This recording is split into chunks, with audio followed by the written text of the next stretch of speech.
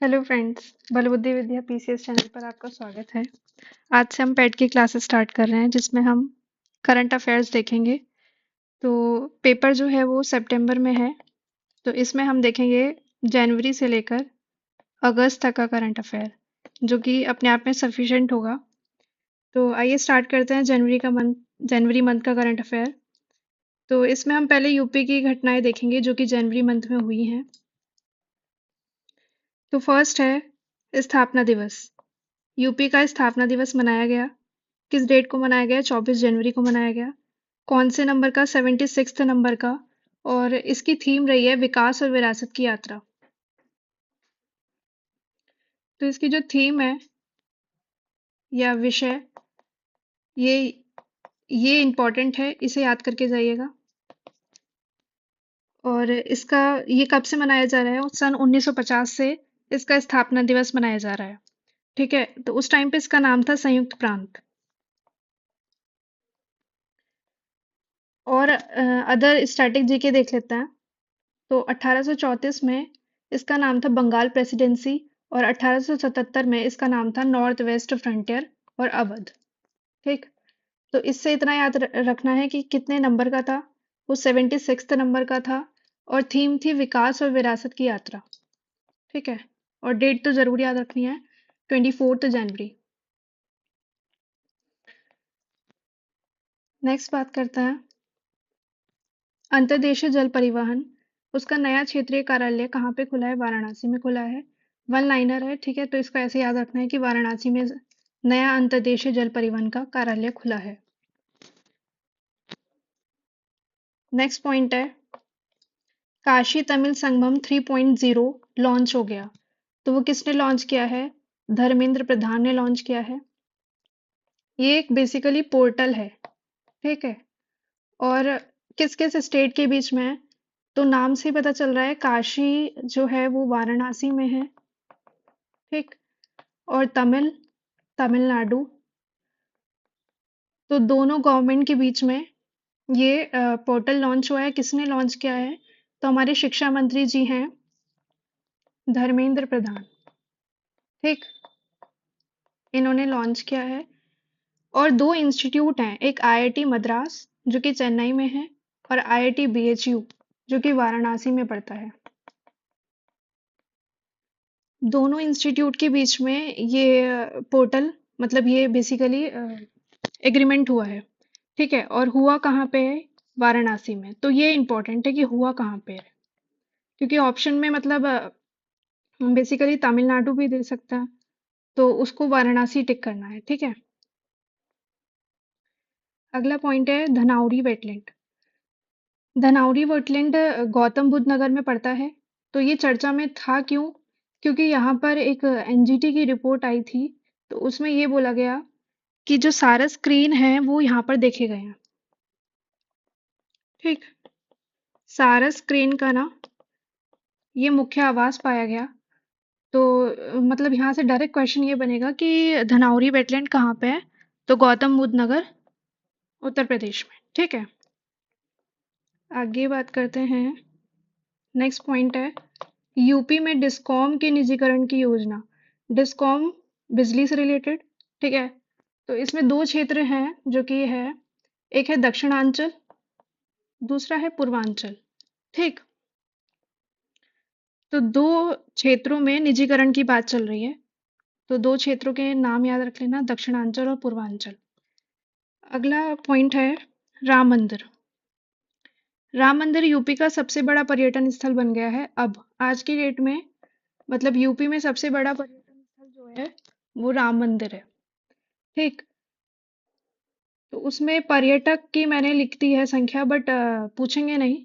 But एक बार देख के चलिए कि 135.5 मिलियन लोग जो घरेलू हैं वो पर्यटक हमारे राम मंदिर से मतलब राम मंदिर देखने आए हैं जो घरेलू है।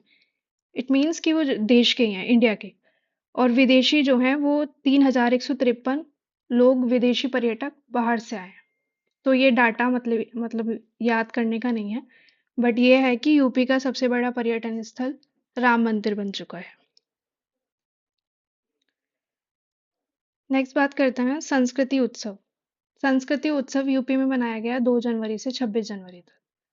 तो हमने ये यूपी का करंट अफेयर देखा जनवरी मंथ का। ठीक है, बहुत इंपॉर्टेंट है।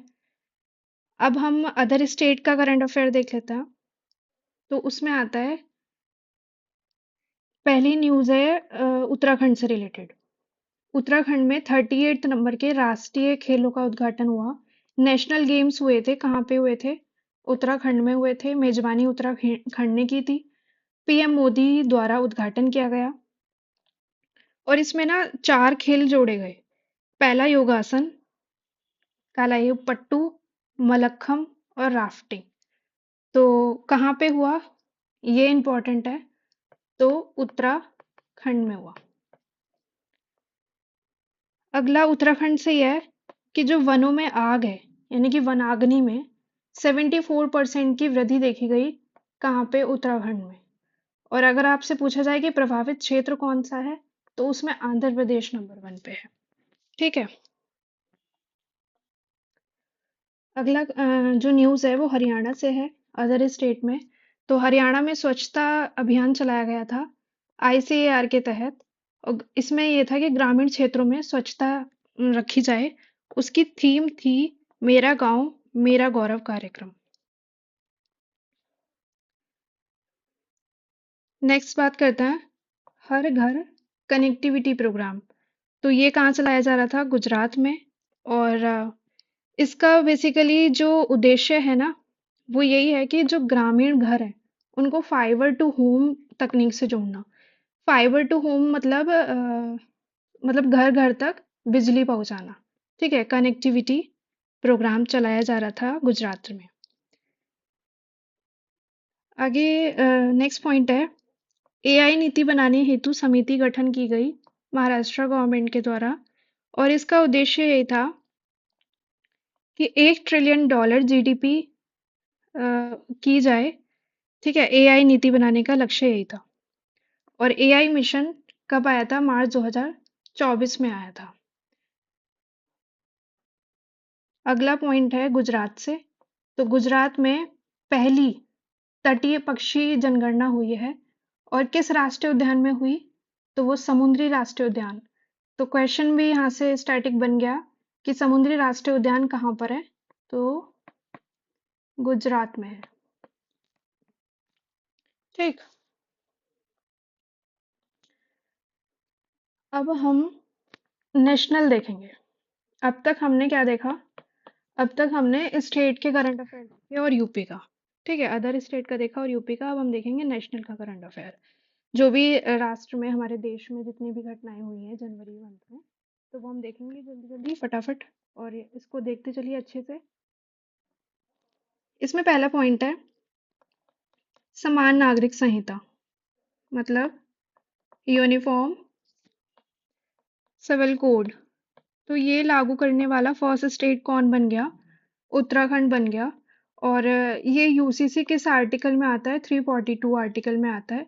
और नोट है कि ये एसटीज पर लागू नहीं है। बेसिकली एसटीज मतलब जनजातियों पर लागू नहीं है। ठीक है। अदर कास्ट यानी कि ओबीसी और एससीज, अनरिजर्व्ड, इन सब पर लागू है, बस एसटीज पर लागू नहीं है। ठीक है। तो क्वेश्चन यही बनेगा कि यूसीसी लागू करने वाला पहला स्टेट कौन सा है? तो उत्तराखंड है। नेक्स्ट है जो बहुत ही इंपॉर्टेंट क्वेश्चन है। देखो, गणतंत्र दिवस। गणतंत्र दिवस कौन से नंबर का मनाया गया? 76। अभी हमने यूपी का देखा था स्थापना दिवस, तो वो भी 76 नंबर का था। और ये देखो, ये गणतंत्र दिवस भी 76 नंबर का है। तो दोनों आसानी से याद हो जाएंगे। इसकी थीम देखो, थीम है स्वर्णिम भारत, विरासत और विकास। थीम याद कर लेना, बहुत इंपॉर्टेंट है। कौन से नंबर का है ये भी इंपॉर्टेंट है।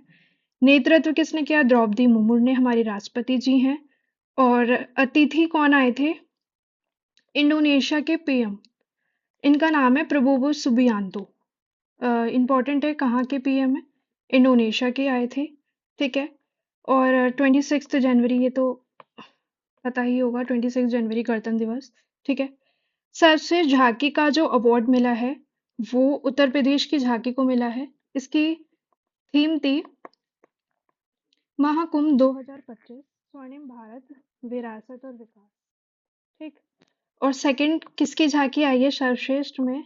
गुजरात। नंबर वन पे यूपी, सेकंड पे गुजरात की झांकी।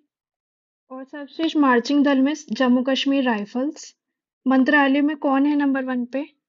तो जनजातीय मामलों के मंत्रालय की झांकी नंबर वन पर है। तो ये कुछ फैक्ट्स थे, मतलब इससे गणतंत्र दिवस से रिलेटेड, तो ये इम्पोर्टेंट है।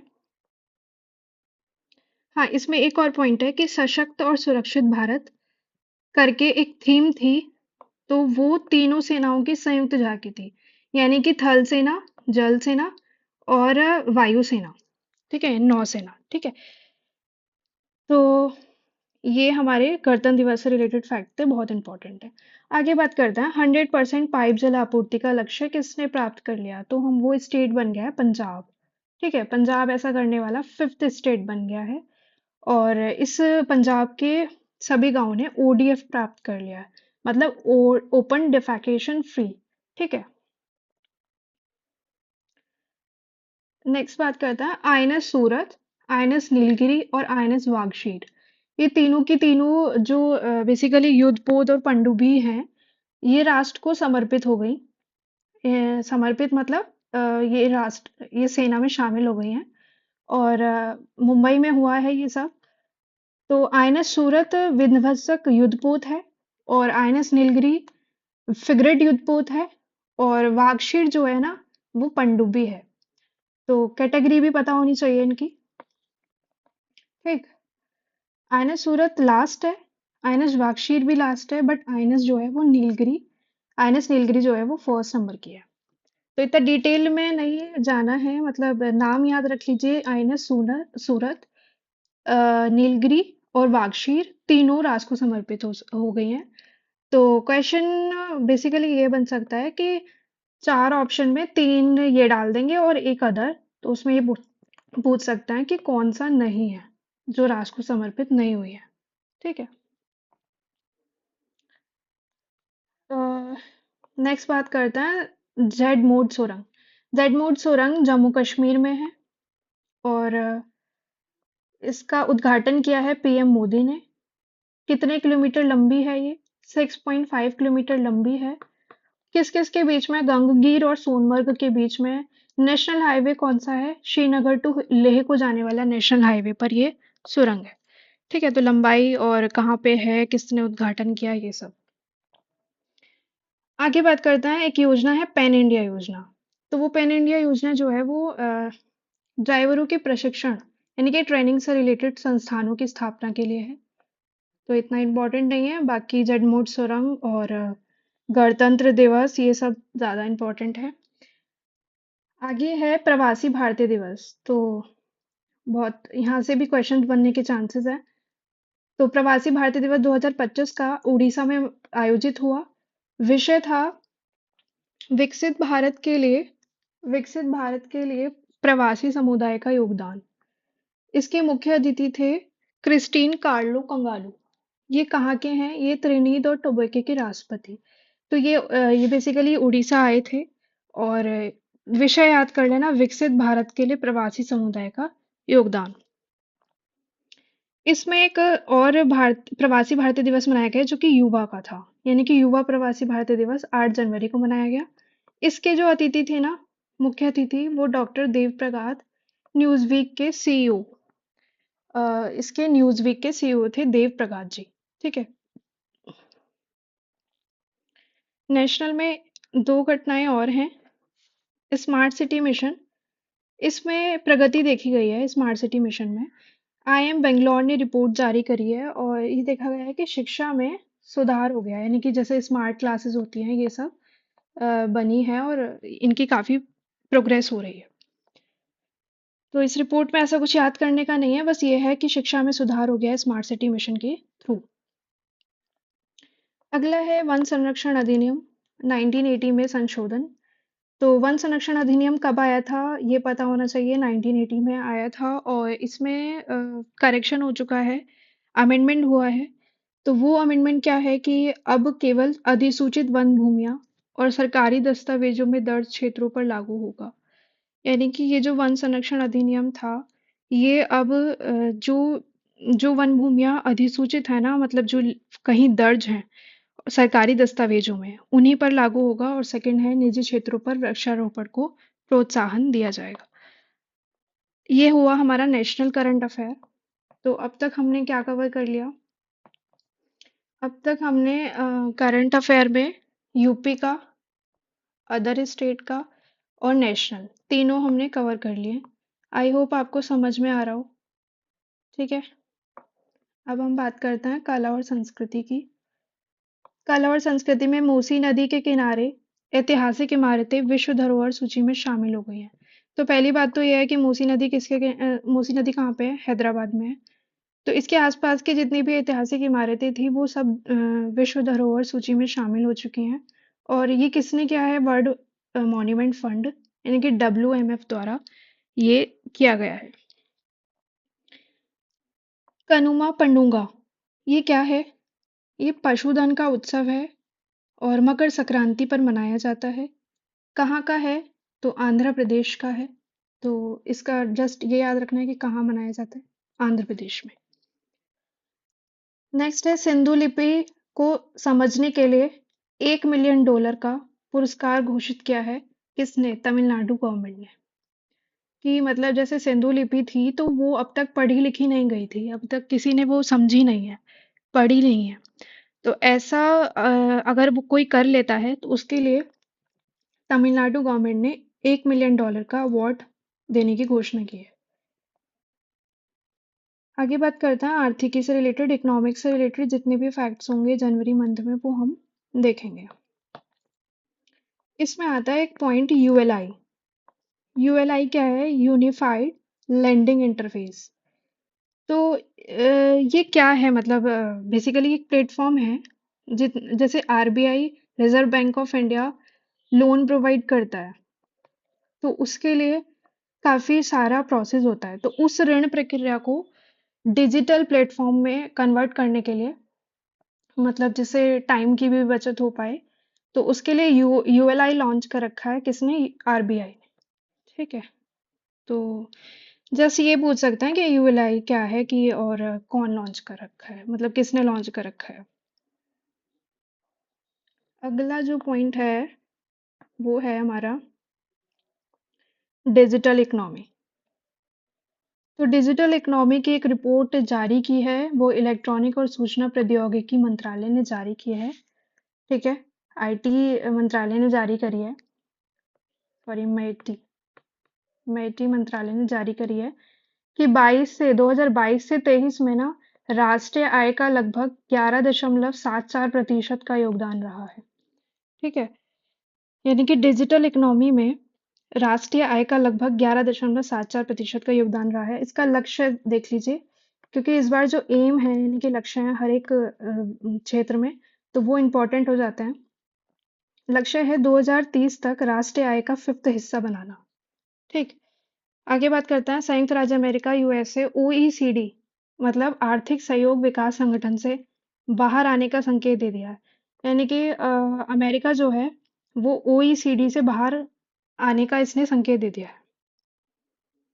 यानी कि इसका देश पार्टनरशिप नहीं कर पाएगा। भारत की गैर जीवाश्म ईंधन ऊर्जा क्षमता 217 गीगावाट, ये भी इम्पोर्टेंट है। अब जो भारत की गैर जीवाश्म ईंधन ऊर्जा हो गई है, वो 217 गीगावाट हो गई है। उसमें अक्षय ऊर्जा में सौर ऊर्जा का योगदान है 47%। सौर ऊर्जा में फर्स्ट स्टेट है राजस्थान, सेकंड है गुजरात, थर्ड है तमिलनाडु। और पवन ऊर्जा में है फर्स्ट गुजरात, सेकंड कर्नाटक और थर्ड है तमिलनाडु। ठीक है, तो फर्स्ट सौर ऊर्जा में फर्स्ट है राजस्थान और पवन ऊर्जा में है गुजरात। ठीक, अच्छा, ये लक्ष्य बहुत इंपॉर्टेंट है, रिन्यूएबल एनर्जी वाला। यानी कि 2030 तक ना 500 गीगावाट हमें रिन्यूएबल एनर्जी करनी है, इंडिया का लक्ष्य है ये। ठीक है, तो ये लक्ष्य इंपॉर्टेंट है। आगे एक रिपोर्ट जारी हुई है, राजकोषीय स्वास्थ्य सूचकांक, physical health index, FHI. FHI कौन जारी करता है? नीति आयोग जारी करता है। फर्स्ट नंबर है उड़ीसा का, उड़ीसा नंबर 1 पे आया है। छत्तीसगढ़ नंबर 2 पे आया है। और इसमें यूपी की रैंक जो है वो 7th रैंक है। स्कोर है 45.9 स्कोर रहा है यूपी का। तो यूपी का जरूर देखना है, ठीक है, यूपी का जरूर देखना है। और 7th रैंक है, स्कोर देख लेना एक बार। बाकी नंबर 1 पे कौन है, उड़ीसा। जारी कौन करता है, नीति आयोग। बहुत इंपॉर्टेंट रिपोर्ट है ये। आगे बात करते हैं। भारत की कॉफी, इंडिया की कॉफी की डिमांड बढ़ गई है, 7th नंबर पे पहुंच चुकी है, ठीक है। तो इंडिया में होती कहाँ पे कॉफी, नंबर 1 स्टेट कौन है, कर्नाटक। सेकंड है केरला। थर्ड है तमिलनाडु। अगर हम कंट्री वाइज देखें तो नंबर 1 है ब्राजील, सेकंड है वियतनाम, थर्ड है कोलंबिया। तो यहाँ से बस ये याद रखना है कि कॉफ़ी की डिमांड, बेसिकली इंडिया की कॉफ़ी की डिमांड बढ़ चुकी है और 7th नंबर पे आ चुकी है। और कर्नाटक इसमें नंबर 1 पे है, केरला, देन तमिलनाडु। ठीक है, तो ब्राज़ील और कर्नाटक, ब्राज़ील कंट्री में नंबर 1 और कर्नाटक राज्य में। Next, India mobility global expo 2025 PM Modi ने उद्घाटन किया। और इसका नाम से पता चल रहा है मोबिलिटी ग्लोबल एक्सपो मतलब ऑटोमोबाइल की वृद्धि हो गई है। ऑटोमोबाइल मतलब यही जितने भी व्हीकल होते हैं, लाइक जैसे मोटरसाइकिल, कार वगैरह। और इसमें ये रिपोर्ट में ये लिखा है कि जितने भी इलेक्ट्रिक वाहनों में वृद्धि हुई है, यानी कि जो इलेक्ट्रिसिटी से चलते हैं जितने भी व्हीकल हैं, तो उन सब में वृद्धि हो गई है। नेक्स्ट है क्यूएस वर्ल्ड फ्यूचर स्किल में भारत का नंबर है 25th। इसको ऐसे ही याद कर लेना। नेक्स्ट है अंतर्राष्ट्रीय, इंटरनेशनल जितनी भी घटनाएं हुई हैं वो देखता है। तो डोनाल्ड ट्रंप जो है वो सेकंड बार पीएम, वो सॉरी राष्ट्रपति बने हैं, प्रेसिडेंट। कहाँ के, संयुक्त राज्य अमेरिका के, 47th नंबर के हैं। और भारत से एस जयशंकर जी ने, विदेश मंत्री हैं हमारे, उन्होंने पार्टिसिपेट किया था, मतलब वहां पर उपस्थित थे। कहाँ पे, पार्लियामेंट में। और वहां की पार्लियामेंट का नाम क्या है, व्हाइट हाउस। शपथ जो लेते हैं वो हर 4 साल में लेते हैं। इंडिया में 5 साल है, वहां पे 4 साल है। और ये कहाँ, मतलब किस पार्टी से रिलेटेड थे, रिपब्लिकन पार्टी से रिलेटेड थे, ठीक है। नेक्स्ट है वर्ल्ड इकोनॉमिक फोरम, WEF। इसकी बैठक हुई है 55 नंबर की। और कहाँ पे हुई है, दावोस, स्विट्जरलैंड में। नेतृत्व इंडिया की तरफ से अश्वनी वैष्णव ने किया, जो कि सूचना और प्रसारण मंत्री हैं। उद्देश्य यही है कि भारत के समावेशी विकास, डिजिटल क्रांति का मॉडल प्रदर्शित करना, ठीक। और थोड़ा स्टैटिक देख लेते हैं, WEF से क्या रिलेटेड है। मतलब इसकी स्थापना कब हुई थी, 1971 में हुई थी, 1971 में। मुख्यालय है जनेवा में, ठीक है। तो इंडिया की तरफ से किसने पार्टिसिपेट किया, ये इंपॉर्टेंट है, अश्वनी अश्वनी वैष्णव ने। नेक्स्ट, क्वाड विदेश मंत्रियों का सम्मेलन हुआ। कहाँ पे हुआ, अमेरिका में हुआ। इंडिया की तरफ से किसने पार्टिसिपेट करा, एस जयशंकर ने। नेक्स्ट, भारत स्पेन द्विपक्षीय संबंध कहाँ पे हुआ, मैड्रिड, स्पेन में। इंडिया की तरफ से एस जयशंकर जी ने पार्टिसिपेट किया। और स्पेन के बारे में काफी कुछ और भी चल रहा है इंडिया से रिलेटेड। तो जैसे स्पेन जो है वो भारत का 6th व्यापार साझेदार देश बन गया है, ठीक है, साझेदार देश बन गया है। C95 परियोजना चल रही है स्पेन के साथ। मतलब इस परियोजना में ये चल रहा है कि जैसे 40 विमान निर्मित किए जाएंगे इंडिया में, किसकी हेल्प से, स्पेन की हेल्प से, 40 विमान। और 2026 भारत स्पेन वर्ष घोषित हो गया। 2026 भारत स्पेन वर्ष, ठीक। नेक्स्ट पॉइंट, भारत सऊदी अरब हज समझौता कहाँ पे हुआ, जैदा। जैदा कहाँ पे पड़ता है, सऊदी अरब में, ठीक। अगली रिपोर्ट है वैश्विक पावर सिटी इंडेक्स, कहाँ पे हुई, दुबई में हुई। फर्स्ट कौन आया, लंदन, यूनाइटेड किंगडम। ठीक। अच्छा, मुंबई की रैंक इसमें इंपॉर्टेंट है कि 48th रैंक पे इंडिया से मुंबई आया। ठीक। अब हम देखते हैं साइंस एंड टेक के कुछ इंपॉर्टेंट फैक्ट। तो इसमें स्पेक वॉक मिशन शुरू हुआ था और इसमें सुनीता विलियम्स गई थी। उनकी ये 8th नंबर की स्पेस वॉक थी। ठीक है। और उनके जो सहयोगी थे वो थे निक हेग। उनके सहयोगी कौन थे? Nick Hague. ठीक है। नेक्स्ट पॉइंट है भारत को थर्ड लॉन्च पैड मिलेगा श्रीहरिकोटा आंध्र प्रदेश में। तो अब तक क्या था कि जैसे सैटेलाइट वगैरह लॉन्च होती थी, उपग्रह, तो वो अब तक दो ही जगह से जाते थे, एक उड़ीसा और एक आंध्र प्रदेश। ठीक है। सतीश धवन और एक एपीजे अब्दुल कलाम वाले से, उड़ीसा से। अब क्या होगा कि थर्ड एक और लॉन्च पैड मतलब मिल गया है इंडिया को, है वो भी आंध्र प्रदेश में। ठीक है। अब दो लक्ष्य हैं 2035 और 2040 तक का। 35 तक का क्या लक्ष्य है कि इंटरनेशनल स्पेस स्टेशन स्थापित किया जाएगा इंडिया द्वारा, आईएसएस। और 2040 तक का क्या लक्ष्य है कि चंद्रमा पर मानव युक्त मिशन भेजा जाएगा। ठीक है। चंद्रमा पर मानव युक्त मिशन भेजा जाएगा कब तक? 2040 तक और 2035 तक आईएसएस का स्थापित करने का लक्ष्य है इंडिया का।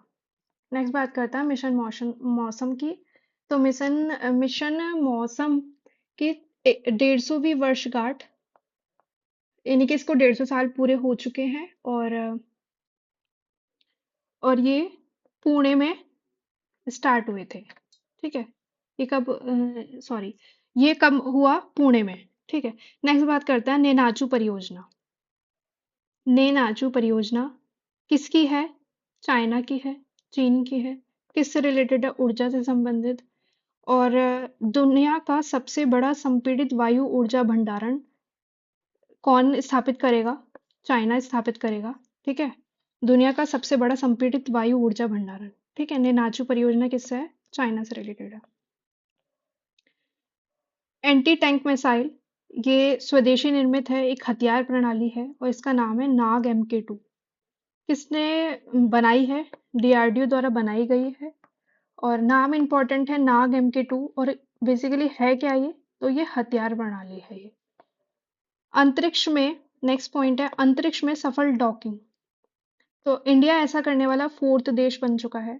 डॉकिंग मतलब होता है कि जैसे एक ही कक्षा में, यानी कि एक ही ऑर्बिट में दो अंतरिक्ष यान हैं, वो वो घूम रहे हैं। ठीक है। तो एक में अगर कुछ गड़बड़ी हो जाती है या फिर उसका जो ईंधन है वो नहीं, ईंधन नहीं मिल पाता उसको, या ईंधन खत्म हो जाता है, तो दूसरा वाला उसको सपोर्ट कर देगा। तो बेसिकली दो अंतरिक्ष यानों को आपस में जोड़ना, वो होता है डॉकिंग। तो इंडिया ऐसा करने वाला 4th देश बन जाएगा। नेक्स्ट बात करता है genome India project. Genome India project, ये पीएम मोदी द्वारा शुभारंभ किया गया है इसका, और उद्देश्य यही है कि भारतीय जनसंख्या के लिए संदर्भ जीनोम तैयार करना। तो इस प्रोजेक्ट का नाम पूछ सकते हैं बस। ठीक है। अगला इंपॉर्टेंट है फिर से, निसार मिशन। तो किस किस के बीच में चल रहा है? नासा और इसरो के बीच में चल रहा है। लॉन्च 2025 में लॉन्च होगा। ठीक है। सतीश धवन अंतरिक्ष केंद्र से आंध्र प्रदेश में लॉन्च होगा ये मिशन। ठीक है। और ये करेगा क्या कि पृथ्वी की सतह का अवलोकन करेगा। ठीक है। तो ये क्या करेगा? पृथ्वी की सतह का अवलोकन करेगा। किस किस के बीच में? ये ज्यादा इंपॉर्टेंट है, तो नासा और इसरो के बीच का मिशन है। अगला बात करते हैं ग्लेनो क्राइसा जेलेनिका और इंडोफेनस वायरा। ये हैं क्या? ये हैं कीट प्रजातियां, दुर्लभ कीट प्रजातियां हैं। और कहाँ पे पाई गई? केरला में। साइबर हमलों में भारत सेकंड नंबर पे, फर्स्ट है अमेरिका। तो इंडिया में सबसे ज्यादा जो साइबर अटैक होते हैं, बेसिकली उससे जो प्रभावित क्षेत्र है, सेक्टर है, वो है वित्त और बैंकिंग क्षेत्र। अगला बात करते हैं पर्यावरण और पारिस्थितिकी से रिलेटेड जितना भी करंट अफेयर है। तो इसमें है इंदौर और उदयपुर, ये दो जो सिटी हैं वो वेटलैंड सिटी बन गई हैं। मतलब पहले तो वेटलैंड साइट बनाई जाती थी, मतलब एक पर्टिकुलर क्षेत्र बनाया जाता था। ठीक है। अब ये पूरी की पूरी जो इंदौर है और उदयपुर, उदयपुर राजस्थान में है और इंदौर जो है वो एमपी मध्य प्रदेश में। तो ये पूरी की पूरी सिटी जो है वो वेटलैंड सिटी बन गई है। आगे, पेरिस जलवायु समझौते से बाहर निकलने का निर्णय अमेरिका ने ले लिया है। ठीक है। तो हुआ कब था ये? 2015 में हुआ था। ठीक। तो अमेरिका अभी एक और उससे बाहर निकला है संगठन से, OECD से। पीछे हमने देखा था अभी, है ना? तो इसने पेरिस जलवायु समझौते से भी बाहर निकलने का निर्णय ले लिया है। ठीक है। तो राष्ट्रीय ऊर्जा आपातकाल की घोषणा भी इसने अपने देश में कर दी है। आगे बात करते हैं, ग्रीन हाउस गैस उत्सर्जन में भारत में 7.93% की कमी दर्ज हुई है। और इसका लक्ष्य है, लक्ष्य फिर से लक्ष्य आ गया और लक्ष्य जरूर याद करना है कि 2070 तक नेट जीरो कार्बन उत्सर्जन हमें प्राप्त करना है। ठीक है। आगे बात करते हैं, भूजल गुणवत्ता रिपोर्ट आई है और इसमें जैसे हमारा जो ग्राउंड वाटर होता है तो उसमें यूरेनियम, फ्लोरीन, नाइट्रेट, आर्सेनिक ये सब पाए जाते हैं। ये सब एलिमेंट्स कंपाउंड्स पाए जाते हैं। तो उसमें यूरेनियम, फ्लोरीन, नाइट्रेट जो भी पोल्यूशन हो रहा है तो सबसे ज़्यादा राजस्थान में हो रहा है। यानी कि राजस्थान के ग्राउंड वाटर में ये सब देखा गया है, मतलब ये सब टेस्टिंग हुई है। और आर्सेनिक जो है वो वेस्ट बंगाल के वाटर में, पश्चिम बंगाल में भूजल में सबसे ज़्यादा आर्सेनिक पाया जाता है। आगे बात करते हैं रिपोर्ट और सूचकांक की। तो इसमें पहली रिपोर्ट है हेनले पासपोर्ट इंडेक्स। पूछ सकते हैं इंडिया की रैंक कितनी है? तो 85th रैंक है, फर्स्ट नंबर पे है। ये बेसिकली पासपोर्ट से रिलेटेड है कि किसका पासपोर्ट सबसे ज़्यादा स्ट्रॉन्ग है, किस देश का। तो सिंगापुर का सबसे ज़्यादा स्ट्रॉन्ग है। और ठीक है, सेकंड पे जापान है। फर्स्ट मतलब सॉरी, भारत जो है वो 85th रैंक पे है, तो भारत की रैंकिंग पूछी जाएगी। अंतिम अफगानिस्तान है। नेक्स्ट है रिपोर्ट, यूडाइज रिपोर्ट। तो यूडाइज रिपोर्ट जो है वो एजुकेशन से रिलेटेड होती है। एजुकेशन से रिलेटेड होती है। इसमें मतलब जो एनरोलमेंट होते हैं, एनरोलमेंट मतलब जो नामांकन होता है स्कूल में, तो वो उसमें छात्र नामांकन में गिरावट आई है। ऐसा कौन सा स्टेट है जिसमें सबसे ज्यादा गिरावट आई है? तो बिहार है और सेकंड है यूपी। ठीक। आगे बात करें तो एक एक मिशन चल रहा है, मतलब हो गया है ये, इसरो का स्पेडेक्स मिशन। बहुत इंपॉर्टेंट है। स्पेडेक्स मिशन किसका है? इसरो का है। ठीक। रॉकेट का नाम क्या है? PSLV-C60। तो इसे जरूर याद रखना, PSLV-C60। इसकी जगह कुछ और भी दे सकते हैं, लाइक C59, C58, इस तरीके से। तो है किसका? इसरो का। तो ये मतलब इसने किया क्या? इसने किया कि अंतरिक्ष में पौधों को उगाने का सफल परीक्षण किया। तो इसमें जैसे बेसिकली लोबिया के जो बीज होते हैं उनका परीक्षण किया वहां पे उगाने का। ठीक है। माइक्रोग्रेविटी के थ्रू। हम्म। और इसमें ना POEM4, पोम 4 मतलब PSLV स्टेज 4 और वाइटल एक्सपेरिमेंट प्लेटफॉर्म की भूमिका रही है। ठीक है। बस इतना याद कर लेना कि किसका है, मतलब ये मिशन मिशन है किसका? इसरो का है। और रॉकेट का नाम याद रख लेना, ये है रॉकेट, PSLV-C60 रॉकेट है। ठीक। अच्छा, 2024 को सबसे गर्म वर्ष अनुभव किया गया। बस ये तो एक फैक्ट है। ठीक है। 18th लोकसभा चुनाव की रिपोर्ट आई। ठीक। तो उसमें क्या क्या मतलब किस किस जगह क्या क्या हुआ ये देखते हैं। तो सर्वाधिक मतदान जो है वो असम में हुए। असम में एक जगह पड़ती है धुबरी, तो वहां पे सबसे ज्यादा वोटिंग हुई। उसके बाद सबसे कम मतदान श्रीनगर में, जम्मू कश्मीर में। और सबसे ज्यादा महिला उम्मीदवार, मतलब महिला उम्मीदवार कहाँ थी? 800। सबसे नंबर 1 पे है महाराष्ट्र, सेकंड पे है यूपी। ठीक है। परसेंटेज में देखें महिला उम्मीदवार में, तो पुदुचेरी और केरला सेकंड पे। अच्छा, अगर बात करें सर्वाधिक महिला मतदान की, मतलब ये तो महिला उम्मीदवार थी। अब हम बात करें कि महिलाओं ने वोटिंग सबसे ज्यादा कहाँ पे की है, तो वहाँ पे असम में, असम के धुबरी। ठीक है, तो ये कुछ फैक्ट थे 18th लोकसभा चुनाव से रिलेटेड। आगे है योजना। ठीक है, योजनाओं से रिलेटेड है कि पहली योजना है दीनदयाल उपाध्याय भूमिहीन कृषि मजदूर कल्याण योजना। किसने लॉन्च करी? छत्तीसगढ़ ने। बस इतना ही नाम याद रख लेना, क्योंकि ये मतलब इसको खोलने का कोई मतलब नहीं है बड़ा लिखने का, क्योंकि ये अदर स्टेट की है। ठीक है, तो यूपी की कोई होगी तो उसको बताया जाएगा। माँ की रसोई पहल, ये है यूपी की योजना। ठीक है, उत्तर प्रदेश द्वारा चलाई जा रही है। और आर्थिक रूप से कमजोर वर्ग के लोगों को 9 रुपए में भरपेट खाना इसमें मिलेगा। क्या नाम है? माँ की रसोई पहल। आगे बीमा सखी योजना। फर्स्ट जो योजना लॉन्च की गई थी, ये हरियाणा में लॉन्च की गई थी। अब सेकंड गोवा बन गया है जो इस योजना को लागू कर रहा है। ठीक है, आगे है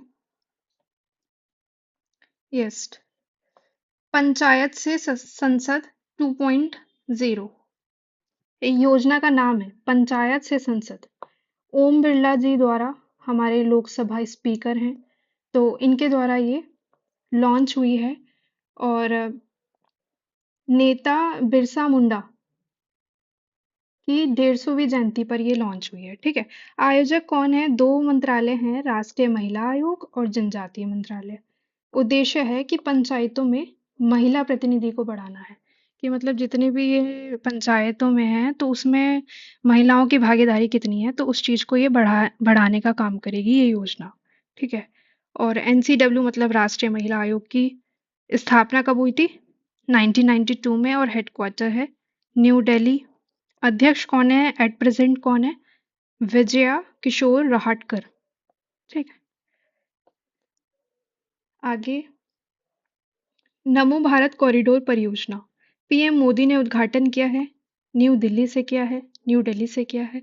ठीक है, और 3 कॉरिडोर हैं, Delhi Ghaziabad Meerut corridor, Janakpuri Krishna park corridor, और रिठाला कुंडली पेरिडोर। ठीक है, तो अगली योजना के बारे में बात करते हैं, वन नेशन वन सब्सक्रिप्शन योजना, ONOS योजना, शिक्षा मंत्रालय द्वारा जारी की गई है। और एजेंसी इसमें कौन कौन सी काम करेंगी? तो यूजीसी और INF, LIB और नेट। उद्देश्य है छात्रों को शोध तक आसानी से पहुंचाना, मतलब जितने भी रिसर्चर्स होते हैं ना, रिसर्चर्स, उनको आसानी से उनकी मदद करना, basically one nation one subscription योजना में। और विजन है NEP 2020 को ध्यान में रख के ये विजन, ये मतलब ये लॉन्च की गई है योजना। और विकसित भारत @2047 को ध्यान में रख के वन नेशन वन सब्सक्रिप्शन योजना लागू की गई है। नेक्स्ट है बैंकिंग से रिलेटेड, और ये हमारा लास्ट टू लास्ट सेक्शन है बैंकिंग से। एक ही फैक्ट है, SBI ने 2 लॉन्च करी हैं योजनाएं। पहला है हर घर लखपति योजना, दूसरी है SBI संरक्षक योजना। हर घर लखपति योजना में ग्राहकों को 1 लाख रुपए की राशि जमा करने में मदद मिलेगी। ठीक है, और इसकी न्यूनतम अवधि है 12 महीने यानी कि 1 साल, और अधिकतम है 120 महीने यानी कि 10 साल। ठीक है, तो किसकी है ये योजना? ये इंपॉर्टेंट है, SBI की है। तो SBI की संरक्षक योजना और चल रही है, वो है वरिष्ठ नागरिकों के लिए, यानी कि 80+ जो क्रॉस कर चुके हैं आयु, उनके लिए। लास्ट सेक्शन है उद्योग और व्यवसाय। तो इसमें एक रिपोर्ट है ग्लोबल 500 रैंक। उसमें टॉप ब्रांड जो है वो बेसिकली ये सेवा ब्रांड, और कौन नंबर 1 पे है, कौन सा उद्योग, उसको ये रिपोर्ट जारी करता है। इसमें है नंबर 1 इंडिया से टाटा, और सेकंड पे है इन्फोसिस। IT ब्रांड में देखें, IT सेवा ब्रांड में, तो एक्सचेंजर नंबर 1 पे है। और TCS सेकंड पे है, इन्फोसिस थर्ड पे है। ठीक है। फोर्ब्स की एक रिपोर्ट आई है, उसमें अरबपति की बात करी है, तो कौन किस देश में सबसे ज्यादा अरबपति हैं? तो अमेरिका नंबर 1, सेकंड पे चाइना, थर्ड पे है इंडिया। अगर हम पर्सन की बात करें तो एलन मस्क नंबर 1 पे हैं, जेफ बेजोस सेकंड पे हैं और मार्क जुकरबर्ग थर्ड पे हैं। ठीक। नेक्स्ट पॉइंट है कोल इंडिया लिमिटेड और साउथ ईस्टर्न कोलफील्ड्स लिमिटेड ने पोस्ट रिटायरमेंट बेनिफिट सेल की शुरुआत की है। मतलब जैसे जैसे कोई व्यक्ति काम कर रहा है इन दोनों में, कोल इंडिया लिमिटेड या फिर साउथ ईस्टर्न कोलफील्ड्स में, तो जैसे वो रिटायर हो जाता है तो उसके बाद उसको बेसिकली चिकित्सा, जितनी भी उसकी मेडिकल से रिलेटेड जितनी भी सुविधाएं होंगी वो प्रोवाइड कराएगा। आगे बात करते हैं सार संक्षेप की। ठीक है। सार संक्षेप में तो जल्दी जल्दी पॉइंट्स देखते चलते हैं ये। ठीक है। अब तक ये बड़े वाला जो था नेशनल इंटरनेशनल ये सब हमने कंप्लीट कर लिया है, और अब हम छोटे छोटे से नियुक्तियां हैं, किस किस का निधन और पुरस्कार खेल वगैरह ये सब देखेंगे। तो इसमें पहला पॉइंट है प्रबोवो सुबियांतो। ये इंडोनेशिया के प्रधानमंत्री जो कि हमारे 76th गणतंत्र दिवस के मुख्य अतिथि थे, ये हमने पहले भी देख चुके हैं, तो इसको स्किप करता हैं। आगे बात करेंगे। सेकंड है सचिन तेंदुलकर से रिलेटेड। ये मेलबर्न क्रिकेट क्लब की सदस्यता इन्होंने ग्रहण कर ली है, MCC। ठीक है। नेक्स्ट नाम आता है काम्या कार्तिकेयन का। तो ये अंटार्कटिका की जो सबसे ऊंची चोटी है विंसन मासिव, उस पर चढ़ने के बाद में 7 महाद्वीपों की सबसे ऊंची चोटियों को फतह करने वाली सबसे कम उम्र की लड़की काम्या कार्तिकेयन बन चुकी हैं। ज्ञानेंद्र प्रताप सिंह CRPF के महानिदेशक हैं। ठीक है। महानिदेशक ये हमारे बने हैं किसके? CRPF के। जनरल डॉक्टर विजय कुमार सिंह मिजोरम के 25th राज्यपाल। तुहिन कांत पांडे से क्या रिलेटेड है कि ये क्या बने हैं? वित्त मंत्रालय के राजस्व विभाग के सचिव बन गए हैं। निकोलस मादुरो वेनेजुला के राष्ट्रपति बन गए हैं। वी नारायणा इसरो के वरिष्ठ वैज्ञानिक, इसरो के 11वें अध्यक्ष बन चुके हैं। इंपॉर्टेंट है ये। गोपाल चिदम्बरम इनका निधन हो चुका है। ये कौन थे? परमाणु ऊर्जा आयोग के पूर्व अध्यक्ष थे। नेक्स्ट सत्यजीत रे लाइफ टाइम अचीवमेंट अवार्ड किसको मिला? अपर्णा सेन को। कौन है ये? वेस्ट बंगाल की फिल्म पत्रकार संघ से रिलेटेड है। बाल साहित्य सम्मान 9 लोगों को मिला है, और यहाँ पे 9 लोगों का नाम पूछा नहीं जाएगा, तो जस्ट नंबर याद रख लीजिए, 9 लोग। ठीक है। Gates Cambridge impact award Urvashi Sinha को मिला है। कौन देता है? Bill and Melinda Gates foundation द्वारा दिया जाता है। यहाँ पे ये देखो, ये कितना इम्पोर्टेंट है, अवार्ड से रिलेटेड क्वेश्चन पूछने के चांसेस हैं। 2025 के पद्म पुरस्कार मिले हैं। टोटल कितने हैं? टोटल 139, जिसमें से 7 पद्म विभूषण, 19 पद्म भूषण, 113 पद्म श्री। ठीक।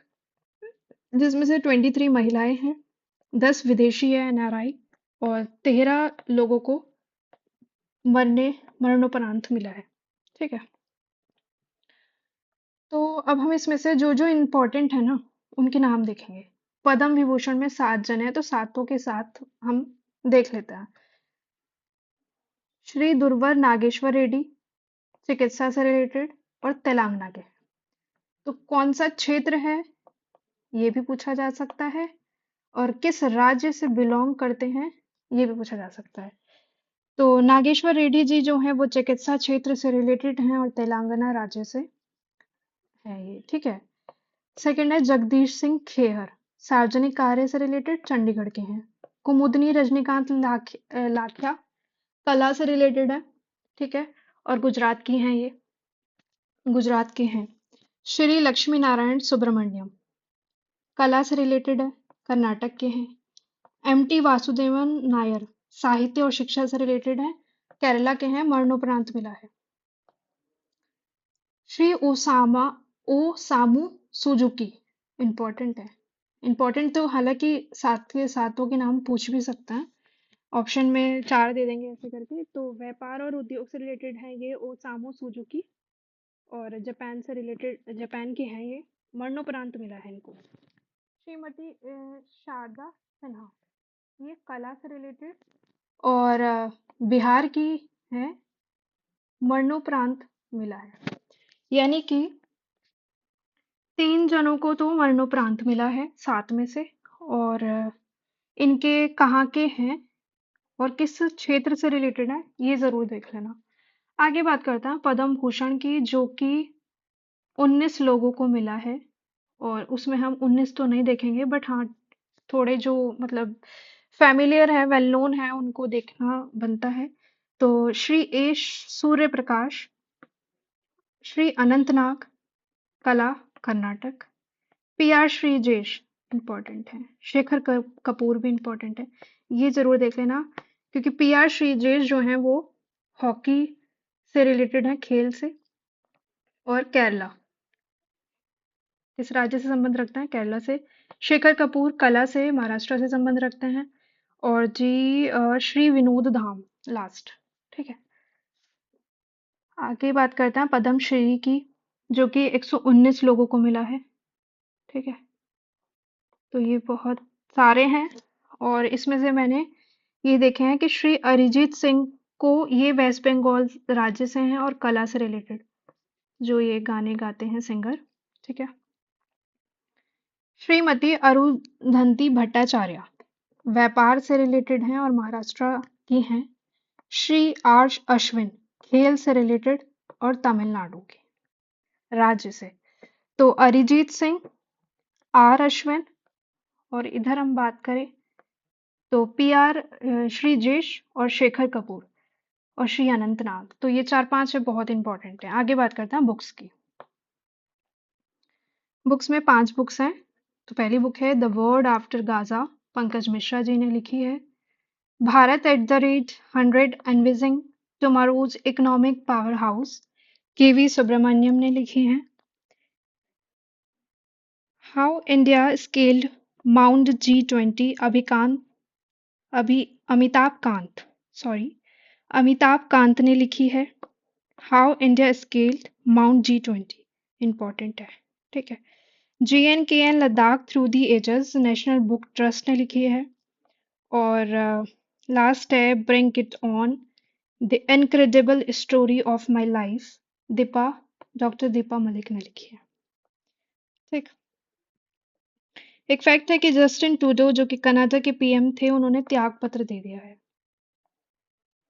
अब हम देखेंगे युद्ध अभ्यास, एक्सरसाइज। उसमें हमने देखना है कि सूर्य किरण नेपाल में हुई थी। और किस किस देश के बीच में? तो इंडिया और नेपाल के बीच में ये एक्सरसाइज हुई है। सेकेंड है यूएस सोनोबॉय, ये भारत अमेरिका के बीच में। अगला है सहयोग होप टैंक अभ्यास, जो कि भारत और वियतनाम। हुई कहाँ पे? इंडिया में हुई, कोची केरला में। लास्ट सेक्शन है खेल का, जनवरी मंथ का लास्ट है ये खेल। ठीक है, तो आई होप आपको समझ में आ रहा हो। बात करते हैं क्रिकेट की है पहली trophy, Vijay Hazare trophy. Cricket के क्षेत्र में, क्रिकेट में दी जाती है ये। और 2024-25 की ट्रॉफी किसे मिली है? तो इसमें विजेता है कर्नाटक, उप विजेता है विदर्भ। आयोजक किसने करा? बीसीसीआई ने करा। बीसीसीआई की फुल फॉर्म आप कमेंट में लिखिएगा।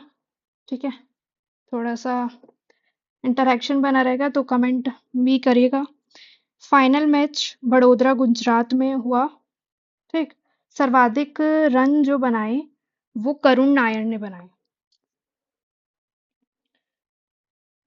नेक्स्ट बात करते हैं स्मृति मंधाना।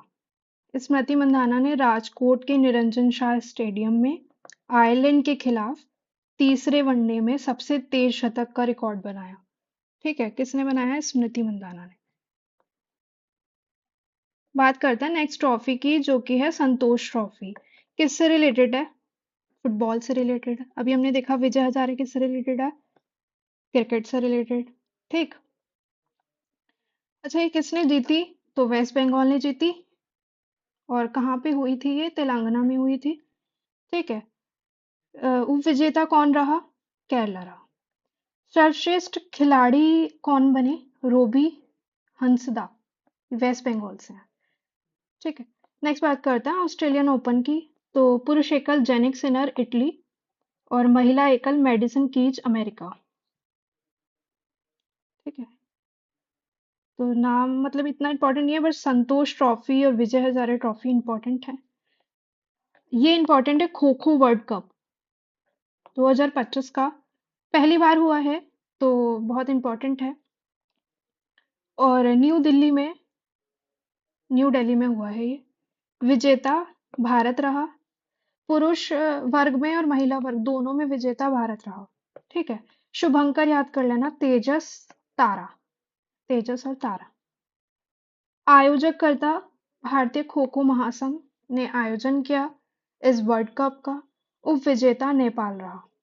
ठीक है। उप विजेता भी पूछ सकते हैं, विजेता भी, क्योंकि ये फर्स्ट टाइम हुई है और अपने इंडिया में हुई है, तो इम्पोर्टेंट है।